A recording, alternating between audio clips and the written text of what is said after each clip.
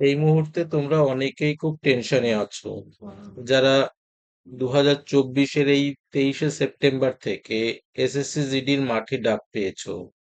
তোমাদের অনেকের মনেই একটা কনফিউশন এবং প্রশ্ন আছে, কি কি ডকুমেন্টস সঙ্গে নিয়ে যেতে হবে, তাহলে কোনো সমস্যা হবে না।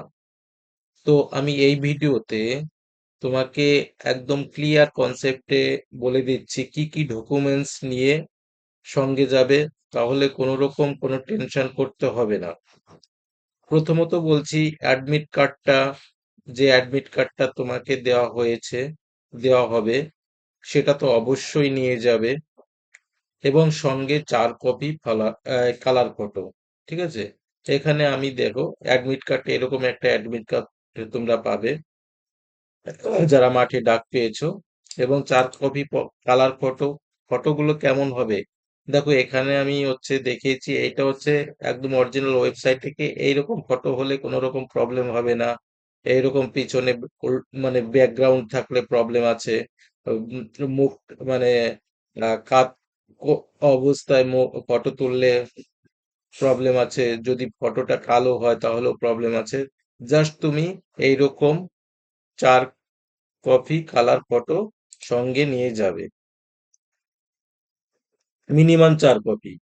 আচ্ছা, তারপরে দেখো, মাধ্যমিক পাশের সার্টিফিকেট এবং মার্কশিট, এবং সঙ্গে অ্যাডমিট কার্ডটাও নিয়ে যেতে হবে। এগুলো এটা সার্টিফিকেট, এরকম সার্টিফিকেট তো আছে জানোই। মার্কশিট এবং অ্যাডমিট কার্ড, এটা জাস্ট তোমার এডুকেশনাল কোয়ালিফিকেশনের প্রমাণপত্র এবং বয়সের প্রমাণপত্র হিসাবে সার্টিফিকেট অথবা অ্যাডমিট কার্ডের যে বয়সটা, এটাই গণ্য করা হবে। এই মুহূর্তে কোনো বার্থ সার্টিফিকেটের কোনো প্রয়োজন হবে না। নেক্সট দেখো, ডোমিসিয়াল সার্টিফিকেটটা তো অবশ্যই নিয়ে যেতে হবে। ডোমিসিয়াল সার্টিফিকেট বা বাংলা যেটা বলে নিবাসী প্রমাণপত্র। তুমি যে রাজ্যের, যে ডিস্ট্রিক্টের, সেই ডিস্ট্রিক্টের থেকে তোমার যে স্থায়ী বাসিন্দা, সে ডোমিসিয়াল সার্টিফিকেট নিয়ে যেতে হবে। তারপরে দেখো, গতবার ডোমিসিয়াল সার্টিফিকেটের অন্য রাজ্যের ছেলেরা এখানে ফর্ম ফিল আপ করেছিল, তারা সবাই বাদ হয়ে গেছিল, মনে রেখো। আচ্ছা, কাস্ট সার্টিফিকেট যদি তুমি কাস্ট ক্যাটাগরিতে হও, তাহলে তোমাকে কাস্ট সার্টিফিকেট নিয়ে যেতে হবে। আদারওয়াইজ এই কাস্ট সার্টিফিকেটের কোনো ব্যাপার নেই। কাস্ট সার্টিফিকেট যেমন ইডব্লিউএস, ইকোনমিক্যাল উইকার সেকশন, যারা আর্থিকভাবে পিছিয়ে আছো, অবশ্য তার সাপোর্টিং ডকুমেন্টস নিয়ে যাবে। এসসি, শিডিউল কাস্ট এবং এসটি, ওবিসি, এই যে কাস্ট সার্টিফিকেটটা অবশ্যই সেন্ট্রাল রেকমেন্ডেশন থাকতে হবে। তুমি যে রাজ্যের বা যেখান থেকেই হও না কেন, যে ডিস্ট্রিক্টের হও, সেটা সেন্ট্রালের করিয়ে নিতে হবে। আশা করি তোমরা জানো, তবুও আমি বললাম আর কি।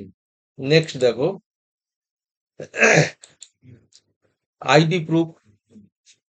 আইডি প্রুফ ভোটার কার্ড হতে পারে, প্যান কার্ড হতে পারে, ড্রাইভিং লাইসেন্স হতে পারে, অথবা আধার কার্ড হতে পারে। যে কোনো একটি নিয়ে গেলেই হবে। আমি বলবো তুমি সবগুলোই নিয়ে যাবে। ঠিক আছে, ভোটার কার্ড, প্যান কার্ড এবং আধার কার্ড অরিজিনাল নিয়ে যাবে এগুলো। আচ্ছা, এবার হাইট এবং চেস্টের প্রমাণপত্র। যারা উচ্চতায় ছাড় এবং বুকের ছাতিতে ছাড় আছে, যেমন সাধারণত হিলি এরিয়ায়, তাদের ক্ষেত্রে প্রমাণপত্র নিয়ে যেতে হবে, অর্থাৎ এই সার্টিফিকেট নিয়ে যেতে হবে। এইগুলোই তাহলে কি কি বললাম, অ্যাডমিট কার্ড থাকছে, 4 কপি কালার ফটো, মাধ্যমিকের সার্টিফিকেট এবং marksheet, domicile certificate, caste certificate, Aadhaar card, sorry ID card, এবং আচ্ছা, যদি হাইট, এগুলো যার প্রয়োজন হবে তার, এবং অরিজিনাল সেটটা খুব সুন্দরভাবে গুছিয়ে নেবে পরপর, এবং এর এক কপি অ্যাটেস্টেড, সেলফ অ্যাটেস্টেড। ঠিক আছে, এক মানে কপি মানে জেরক্স করে, নিজে ফাঁকা জায়গায়, যে যে জায়গাগুলো ফাঁকা আছে সেখানে নিজে সই করবে।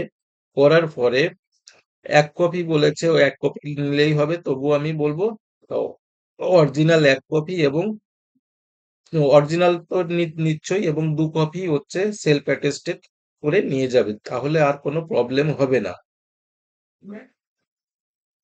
Thank you for watching.